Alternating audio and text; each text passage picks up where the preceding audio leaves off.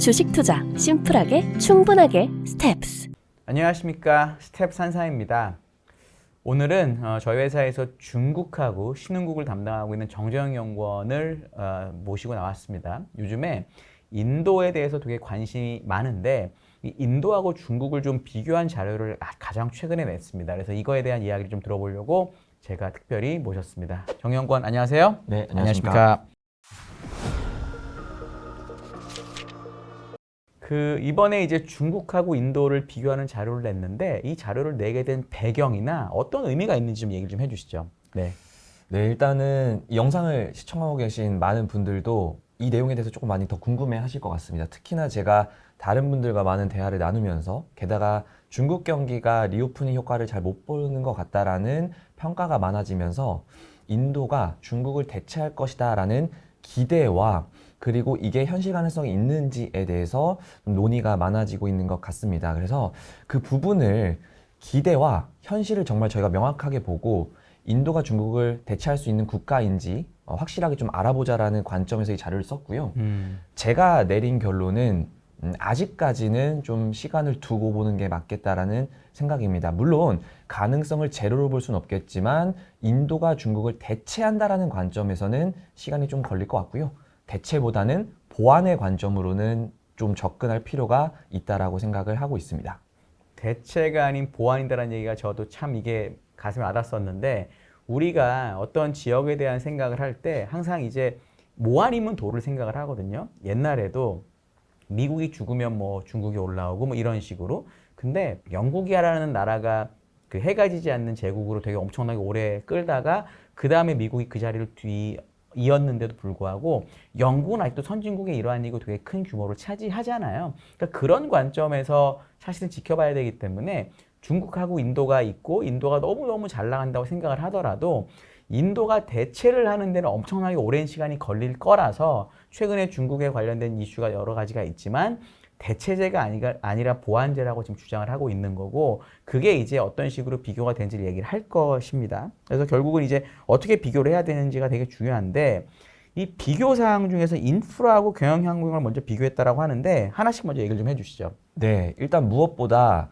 기대와 실제를 봐야 되기 때문에요. 정말 인도가 중국을 대체할 만큼의 인프라를 충분히 갖추고 있느냐. 사실 저희가 지금 제일 많이 얘기가 나오는 게 탈중국, 그리고 그 탈중국의 핵심은 제조업 기지가 중국에서 나와서 인도로 들어간다는 얘기입니다. 제조업에서 가장 중요한 건 무엇보다도 비용일 거고요. 그 비용을 절감시켜주기 위해서 가장 필요한 것들은 인프라일 겁니다. 그러면 각 기업들이 중국을 떠나서 인도에 투자할 만큼 인도가 인프라적으로 잘 구비가 되어 있는지를 먼저 보는 게 맞는 것 같은데요. 결론부터 말씀드리면 인프라를 비교했을 때 인도가 중국을 따라오기 위해선 지금 말씀드렸던 것보다 훨씬 더 오랜 시간이 걸릴 것 같다는 게 저의 생각입니다. 하나씩 간단히 숫자로 말씀드리면 인도 같은 경우에는 전체 화물 물동량 중에 70% 이상이 도로로 이제 운송이 됩니다. 다른 어떤 운송 수단보다 이 도로가 제대로 깔려 있는지가 굉장히 중요한데 숫자를 보니 전체 인도의 도로 중에 비포장 도로를 포함한 일반 도로의 비중이 95%에 달하고요. 고속도로는 5% 정도밖에 안 됩니다. 그래서 일단은 전체 도로에서의 그 물동량 수용량이 그렇게 크지 않을 거로 저는 생각을 하고 있고요. 그 다음에 높은 게 철도입니다. 17.5% 정도로 철도 비중이 높은데요. 아시겠지만 철도는 중국이 무시당하지 않는 산업 중에 하나이고요. 그래서 인프라 측면에서 가장 큰 격차가 전 있다라고 보고 있고요. 두 번째로는 반대로 중국은 어떠냐. 인도는 71%나 도로에 의존하는데 중국 같은 경우는 도로 의존도가 45% 정도밖에 되지 않습니다. 네. 상대적으로 분산이 되어 있고요. 그 부분을 해상 운송이 지금 담당을 하고 있어요. 네. 중국이 계속해서 강점을 가지고 있는 부분이기 때문에 이 인프라라든가 아니면 그 어떤 항목도 사실 한쪽에 쏠려 있으면 쏠려 있을수록 충격에 대응하기가 좀 어렵고요. 인프라가 제대로 구비되어 있지 않으면 그게 다 기업들이 체감해야 되는 비용으로 넘어가게 됩니다. 그래서 이 물리적인 관점에서 비교하더라도 저는 일단 차이가 크다라고 보고 있습니다. 네, 그렇군요. 인프라가 인도는 훨씬 더 많은 비중을 도로가 차지를 하는데 그럼 도로가 많이 차지하니까 도로가 좋아야 되는데 우리 정연구원의 데이터에 따르면 인도의 고속도로 비중이 5%밖에 안 된다. 그럼 수많은 이 인프라를 도로를 통해서 활용을 하는데 그 도로가 후지다라는 얘기거든요. 그럼 결국은 중국에 비해서 인프라 효율이 떨어지니까 당장 따라갈 수 없다 이런 얘기가 되는 것으로 전 이해를 했습니다. 그 다음에 이제 경영 환경에 대해서도 얘기를 하고 있는데 이 부분은 어떻게 차이가 있나요? 경영 환경 평가는 세계은행이 발표를 하는 거고요. 결국에는 기업들이 해당 국가에서 영업 활동을 할 때, 경영 활동을 할 때 불편한 점 혹은 개선된 점에 대해서 이제 서베이를 진행을 하는 겁니다. 쉽게 말씀드리면 2006년부터 이제 세계은행이 발표한 숫자에 따르면요, 여전히 중국과 인도 간의 격차는 좁혀지지 않았고 오히려 2006년도의 그 격차보다 2020년도의 격차가 더 커졌습니다. 이거 제가 순위로 말씀드리면 2006년도에 중국은 91위, 인도는 116위였습니다. 그러니까 25개 정도가 차이가 났었는데 2020년에는 지금 중국이 31위, 인도가 63위. 숫자상으로 보면 둘 다 개선된 건 맞지만요. 이 두 국가 간의 격차가 오히려 32단계로 확대가 됐습니다. 네. 네, 그래서 저는 이걸 어떻게 표현하냐면 중국도 열심히 개선하고 있고 인도도 개선하고 있는 것이 사실이지만 지금 상황에서 인도가 중국을 대체한다라고 하는 상황 속에서도 결국엔 중국이 인도보다 경영 환경 면에서도 개선 속도가 빠르다라는 거죠. 네. 그러면 기업들이 지금 인프라도 잘 깔려 있고 경영 환경도 상대적으로 더 나은 중국을 떠나서 인도를 대체할 곳으로 생각을 하겠느냐라는 관점에서 접근을 했을 때 사실 저는 이 부분이 크게 공감되진 않는 상황이긴 합니다. 그렇군요. 사람들이 지금 중국을 저 걱정하는 게 여러 가지 미국하고의 리스크가 있고 디리스킹 얘기도 나오니까 결국 어디선가는 생산을 해야 되는데 이 생산에 대한 부분을 중국에서 아예 인도로 넘어갈 수 있다는 게 우려인데 정연권 생각은 인프라를 보나 경영 환경을 보나 인도가 아직 준비가 돼 있지 않기 때문에 중국에서 바로 인도로 다 넘어가는 그러니까 대체제가 아니라는 얘기를 지금 한 거라고 저는 이해를 하고요. 그리고 이제 결국 중요한 건 중국하고 인도의 산업에 대한 변화가 되고 산업의 상태가 될 텐데 결국 산업이라 하면 제조업이 될 수 있고요. 왜냐하면 중국이 만드는 걸 인도가 만든다. 뭐 아주 비근한 예로 팍스칸의 중국 공장이 뭐 인도로 간다라든지 요게 첫 번째가 될 거고요. 두 번째는 중국하고 인도가 세계 1, 2위를 다투는 인구를 가지고 있으니까 중국이 지금 담당하던 이 소비 시장을 과연 인도가 대체할 수 있는 이 두 가지가 될 텐데 첫 번째로 이 제조업 관련해서 산업 DNA가 다르다라고 지금 얘기를 하고 계시잖아요. 네, 맞습니다. 이 부분에 대한 설명을 좀 한번 해주시죠. 네. 방금 말씀해 주신 것처럼 저는 애초에 타고난 DNA가 다르다라고 주장을 하고 있습니다. 중국은 제조업 DNA를 타고난 거고요. 인도는 제조업이 아닌 농업 DNA를 타고났다라고 제가 자료에 소제목을 달아놨습니다. 이거를 조금 더 숫자로 말씀을 드리면요. GDP, 그러니까 각 국가의 GDP, 중국의 GDP, 인도의 GDP에서 제조업이 차지하는 비중을 한번 제가 봤더니 여전히 중국은 32% 정도를 차지하고요. 네. 인도는 이거의 절반인 16% 정도밖에 안 되는 상황입니다. 여기에다가 2000년대 이후로 격차가 좁혀지곤 있어요. 양국 간의 격차가 좁혀지곤 있지만 재밌는 점은 코로나를 겪고 나서는 이 두 국 간의 제조업 비중의 격차가 다시 한번 벌어지기 시작합니다. 저는 이 부분을 어떻게 생각하냐면요. 저희가 이제 코로나를 겪으면서 벌써 3년이 지났지만 코로나를 겪으면서 전세가 마비가 있었고 그 마비되는 과정 중에 제조업 가동률이 급격하게 떨어졌던 경험이 있는데요. 이 떨어지는 폭도 중요하다고 생각을 합니다. 왜냐하면 앞으로도 이런 전염병이라든가 한 국가에 경제적 충격을 줄 수 있는 일들은 과거 대비 더 많이 벌어질 걸로 저희가 예상을 하기 때문에 이러한 충격 속에서도 제조업을 안정적으로 운영할 수 있는지가 이 DNA의 가장 핵심이라고 생각을 하는데 코로나가 벌어지고 가장 많이 떨어졌던 지역이 바로 인도였습니다. 네. 제가 독일이나 미국이나 중국이나 인도 이렇게 주요 핵심 제조업 국가들의 가동률을 충격 기준으로 좀 비교를 해보니까요. 인도의 평균 가동률이 기존에 75%였다가 코로나 충격 때 45% 정도까지 빠진 경험이 있습니다. 30%는 빠졌습니까? 네, 맞습니다. 많이 빠졌네요. 네. 물론 그 이후에 많이 회복이 되긴 했지만 재밌는 점은 여전히 중국의 가동률을 이기지 못하고 있다는 상황입니다. 여전히 중국 대비해서 낮은 가동률을 보이고 있다는 거고요. 그 다음에 제가 아까 말씀드렸던 게 인도는 농업 DNA를 좀 타고났다라고 말씀을 드렸었어요.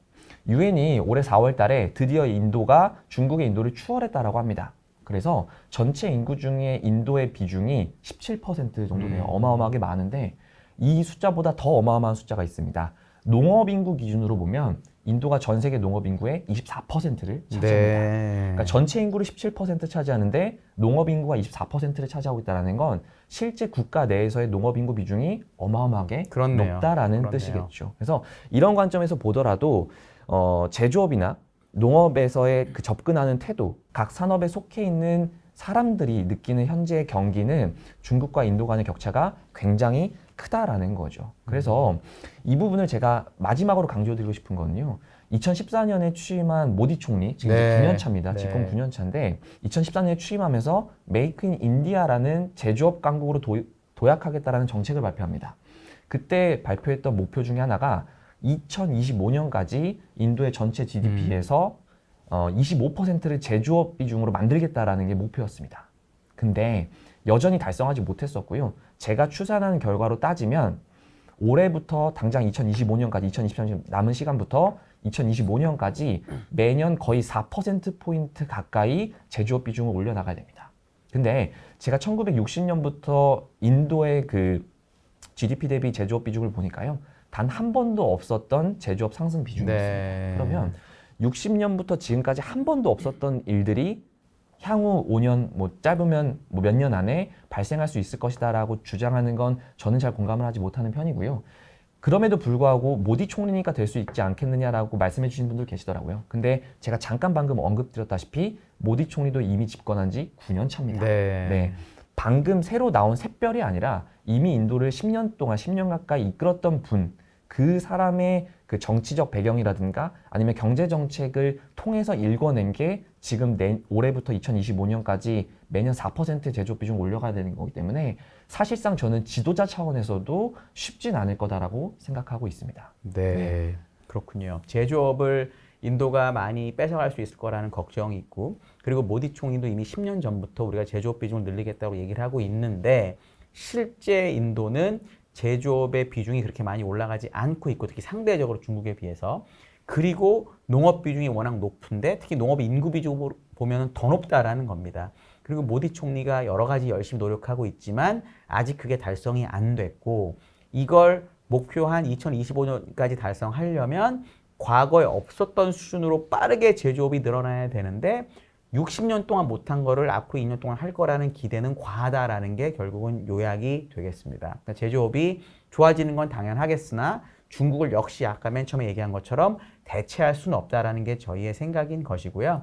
그럼 이제 두 번째는 소비, 사실 소비가 더 크죠. 중국이 뭐 이것저것 사주고 이렇게 되는 거에 대한 기대가 많은데 이걸 인도가 대체할 수 있냐에 대한 기대도 있잖아요. 네, 맞습니다. 이 부분은 어떻게 보십니까? 특히나 이제 올해 상반기였죠. 애플이 인도에다가 오프라인 지점도 이제 설립을 처음 하고. 내는 것이죠. 네, 맞습니다. 그러면서 이제 본격적으로 중국이 아닌 인도의 성장성을 바라보겠다라는 이제 액션을 취하면서 인도의 소비 시장에 대한 관심이 굉장히 높아졌습니다. 게다가 하필 또 코로나를 겪으면서 중국인들의 소비 심리가 많이 위축됐다라는 얘기가 같이 겹쳐지면서 이제는 이제 소비는 인도다라는 얘기가 많이 나오는 것 같아요.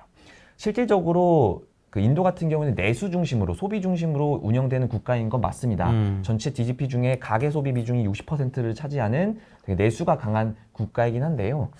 규모만 보면 중국보다 훨씬 더 소비 시장이 빠르게 성장하고 네. 규모도 더 커질 거다라고 예상은 할 수 있지만 그렇기 때문에 제가 뜯어보는 게 과연 그 소비의 허리가 강하냐라는 관점입니다. 예를 들면 저희가 최근에 인도의 인구를 얘기할 때는 다른 나라들과 달리 피라미드형이 완성되었다라고 합니다. 그러니까 어린 분들이 많고 이제 고령화를 걱정하기엔 너무 이르다. 그렇기 때문에 더 생기가 넘치고 활력이 넘치는 국가다인데요. 제가 이 소득 비중으로 좀 보다 보니까 완벽한 역피라미드가 나오고 있는 상황입니다. 네. 제가 좀 숫자로 말씀을 드리면요. 인도의 소득 상위 10%가 차지하는 전체 자산 비중이 60%에 달합니다. 그리고 저희가 흔히 얘기하는 소비의 허리라고 볼 수 있는 중산층급, 그러니까 그 항목상으로는 소득 중위 40%로 지금 집계가 되는데요. 그 비중은 30% 미만입니다. 네. 반면 중국 같은 경우에는요. 상위 10%의 비중이 40%, 중간에 소득 중위 40%도 역시 40% 정도 차지하고 있는 거죠. 저는 이걸 어떻게 해석을 했냐면 결국엔 인도는 부자가 소비를 이끌어가는 시장인 거고요. 반면에 중국은 부자도 있긴 하지만 나름대로 소비의 허리라고 할 수 있는 중산층들도 어느 정도 자리를 잡고 있다는 거죠. 그 말은 아까 제가 코로나를 비교하면서 잠깐 말씀을 드렸지만 뭔가 경제적 충격이라든가 아니면 지금 부자들을 향해서 뭔가 문제가 터질 경우에는 중국보다 인도의 소비가 급감할 가능성이 저는 조금 더 크다라고 보는 거죠. 네. 게다가 이건 저의 이제 조금 더 추가적인 내용이긴 하지만 이 빈부격차를 줄이기 위해서는 인도 역시 사실 어느 정도 성장을 억제하는 방법을 쓸 수밖에 저는 없다라고 네. 생각합니다. 왜냐하면 빈부격차라는 건 사실 자본주의 시대에서의 전형적인 현상이기 때문에 이걸 억지로 바꾸겠다라고 하면 나름대로 성장을 억제하고 균형을 맞추는 배분의 중점을 두는 정책이 나와야 될 텐데 이거를 2년 전, 3년 전으로 돌아가 보시면 중국이 공동부유라는 이름을 한번 쓴 적이 있습니다. 만약 인도가 인도판 공동부유를 쓰게 된다라고 하면 중국보다 훨씬 더 더디게 성장한 상황에서 규모가 그렇게 크지 않은 상황에서 벌써부터 성장을 억제한다라는 관점이기 때문에 이 역시도 사실은 소비 여력을 많이 깎아내릴 수 있다라고 저는 생각을 하고 있습니다. 물론 중국보다 훨씬 더 그 시대적으로 뒤처져 있고요. 그만큼 소비를 할 수 있는 많은 품목들이 있겠지만 소비를 할 수 있는 여력 그리고 그 소비할 수 있는 여력의 층 자체가 중국 대비해서 너무 약하다라는 게 일단 저의 의견입니다. 결국 인도는 돈을 많이 쓸 수는 있지만 상위층들이 너무 돈을 많이 쓰고 있고 중산층 비중이 중국보다 떨어지기 때문에 소비의 뭐 지속성이라든가 이런 부분에 대한 염려를 하시는 걸로 네, 제가 맞습니다. 받아들였습니다. 근데 아까 얘기한 것 중에 인도의 빈부격차가 워낙 심하기 때문에 인도판 공동부유 같은 게 나올 수도 있고 그러면 결국은 경제 성장을 억제해야 된다고 얘기를 했는데 제가 하나 궁금한 게 중국은 원래는 아니지만 이제 신해혁명 이후에 공산주의가 들어왔고 그게 100년 동안 지났으니까 이 공동부유나 같이 잘 살아야 된다는 이미지가 있는 건데 인도는 몇천 년 동안 계급사회였잖아요. 맞습니다. 심지어 아직도 이 인종 간의 계급이 있는데 그러면 사람들이 느끼기에 아, 저 사람은 원래 잘 사는 거고 나는 원래 못 사는 거야. 그러니까 공동부유 같은 건 필요 없고 나는 그냥 뭐 이렇게 생각하게 되면은 그냥 쭉 가는 거 아닐 수도 있지 않나요? 네, 맞습니다. 사실 그 부분에 대해서도 질문을 많이 주셨었는데요. 저의 결론은 여전히 좀 같습니다. 왜냐하면 결국에는 돈을 많이 버는 사람들만 계속해서 자산이 증식되고 있는 상황인 거고 돈을 못 버는 사람들은 계속 못 번다라는 거기 때문에 이 빈부격차를 좁히는 방식은 제가 방금 말씀드렸던 것처럼 의도적으로 바꾸지 않는 한 벌어질 건데요. 그러면 계속해서 소비는 그 일부 그 상위 10%에게만 집중될 겁니다. 일단은 소비층이 크지 않다라는 것도 저는 계속해서 걱정하는 부분이고요. 두 번째는 최근에 이제 인도 관련돼서 관심이 많으신 분들은 가끔 검색을 해보시겠지만 인도는 최근에 부자들을 대상으로 저희가 흔히 이제 횡재세 뭐 특히나 돈을 많이 버는 사람들일수록 그 사람들한테 특별하게 세금 항목을 만들어서 돈을 가져가고 있는 상황입니다.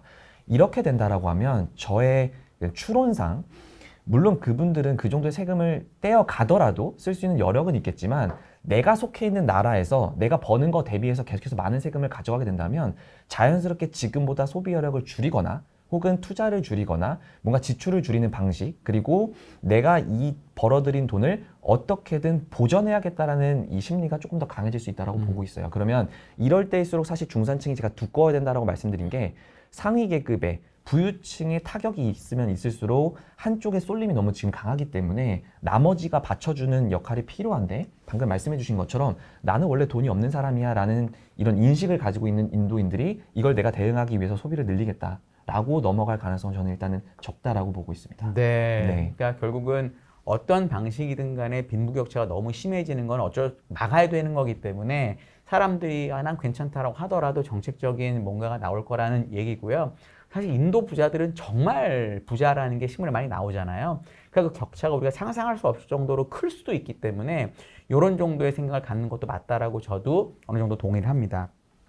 이제 마지막 질문이 될 텐데 미국이 하도 중국을 뭐 이렇게 좀 때린다고 할까요? 이런 일이 벌어지고 자꾸 중국의 위험을 강조하다 보니까 그 대안으로, 그러니까 보완제가 아니라 대체제로 계속 인도를 생각하는 분들은 미국이 인도를 확실하게 편으로 만들고 인도를 도와주고 그래서 제조든 소비든 이런 쪽을 해주면 인도가 중국을 이겨는 또 바꾸는 대체제가 될 수 있지 않을까 얘기를 하는데 이 부분에 대해서는 어떻게 생각하세요? 네, 사실 이 부분이 아마 정성적으로 가장 많은 분들이 생각하시는 것 같은데요. 저는 딱 방금 말씀해 주신 거에서 힌트를 얻은 게 저의 자료의 제목이었습니다. 저는 미국이 인도를 대체제로, 중국의 대체제로 보는 것이 아니라 보완제로 보고 있기 때문에 사실 대체제가 어렵다라고 생각을 하고 있어요. 이게 어떤 의미냐면 제가 생각하는 디리스킹은요. 중국만 아니면 됩니다. 중국이 아니라 인도여야만 돼가 디리스킹이 아니라 중국만 아니면 된다라는 거죠. 그리고 가장 대표적으로 이 사례를 본다면 이게 바로 미국입니다. 미국 하면 가장 제조업 관련해서 많이 얘기가 나오는 게 바로 리쇼어링인데요. 리쇼어링은 말 그대로 중국 혹은 타국에 있던 제조 생산 기지를 다른 3국으로 넘기겠다라는 게 아니라 우리나라로 본국으로 가져오겠다라는 겁니다. 그래서 제가 데이터를 좀 보니까요. 2020년 이후에 리쇼어링과 FDI, 그러니까 외국인 직접 투자를 통해서 미국에서 신규로 창출된 일자리 수가 2020년부터 지금 3년 동안 계속해서 50%씩 늘어나기 시작을 합니다. 네. 즉 리쇼어링을 통해서 확실하게 미국은 경제적 효과를 누리고 있다는 거죠. 자, 그러면 자국의 일자리가 생기고 있다는 걸 아는 가운데 이 일자리를 굳이 절반을 떼서 인도에 줄 만한 여유가 있겠느냐라고 저는 생각을 하고 있고요. 두 번째는 그 중에서도 어느 산업이 일자리를 많이 차지했느냐가 중요한데요. 가장 많은 일자리를 차지한 것이 배터리, 충전 인프라. 저희가 지금 IRA 법안으로 이제 보통 얘기를 하죠. 그 산업이 전체 그 신규 일자리 수의 45%를 차지를 하고요. 반도체, 태양광 패널 등도 35%를 차지합니다. 즉 지금 이 두 산업 최근에 바이든 대통령이 취임하고 나서 적극적으로 밀어붙이는 법안에 따라서 지금 신규 창출되고 있는 전체 일자리가 리쇼어링을 통해서 가지고 온 일자리의 거의 70% 이상을 차지하고 있는 것이죠. 그러면 미국 입장에서는 지금 추진하고 있는 정책, 이 효과를 발휘한다라고 볼 수 있고 그 정책으로 실제로 일자리가 창출되면서 경제적인 효과를 누리고 있다고 평가를 하고 있기 때문에 계속해서 중국에서 가지고 오는 걸 미국으로 가지고 오고 싶어 할 거지 이걸 굳이 다른 나라로 퍼뜨리려고 하고 당장은 퍼뜨리려고 하지는 않을 거다라는 게 저의 생각입니다. 네. 그리고 조금 더 시기를 길게 잡아서 2010년부터 2022년까지 리쇼어링을 통해서 미국에서 창출된 신규 일자리 수 중에 51%가 중국에서 나왔습니다. 네. 저는 이것 때문에 미국이 중국을 조금 더 자극적으로 많이 대하는 것 같아요. 왜냐하면 지난 10년, 12년 동안 리쇼어링 정책을 쓰면서 중국에 있던 미국 기업들이 미국 본국으로 돌아오는 걸 확인을 했기 때문에 조금 더 중국 쪽에다 타겟을 두고 있는 것으로 생각을 하고 있고요. 이 관점에서 보면 다시 결론부터 말씀드리면 지금 인도가 해줄 수 있는 역할은요. 중국에서 본국으로 돌아오지 않을 기업들 정도가 인도가 받는 것 같아요. 그리고 특히나 반도체는 이제 제가 뭐 반도체 기술 전문가는 아니지만 최근에 미국 일부 기업들이 인도에다 반도체 공장을 짓는다라고 하는 부분이 미국이랑 비교해서 과연 클 것이냐, 앞으로도 더 커질 것이냐라는 의문도 저희가 조금 더 가지고 있어야 되지 않을까라고 생각을 하고 있습니다. 네, 알겠습니다. 그러니까 인도에 관한 여러 가지 질문들이 있고 특히 인도가 중국을 이길 수 있는지에 대한 궁금증이 되게 많은 상황에서 제 생각에도 정영권이 지금 쓴 자료가 되게 시적절했다라고 생각을 합니다.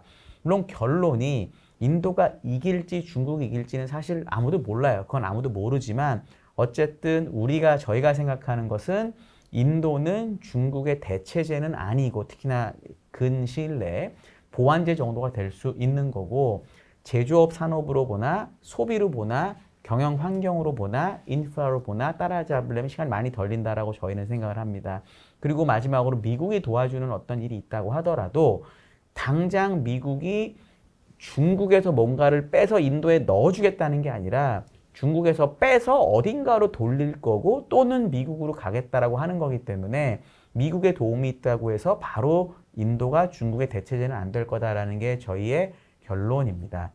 이 내용은 리포트가 이미 나와 있고요. 그래서 리포트를 요 밑에 댓글 창에 달아둘 테니까 한번 꼭 시간 나시면 보셨으면 좋겠습니다. 정영권 오늘 수고 많았고요. 다음에도 이런 기회 있으면 제가 한번 모시도록 하겠습니다. 네, 감사합니다. 오늘 들어주셔서 정말 감사합니다.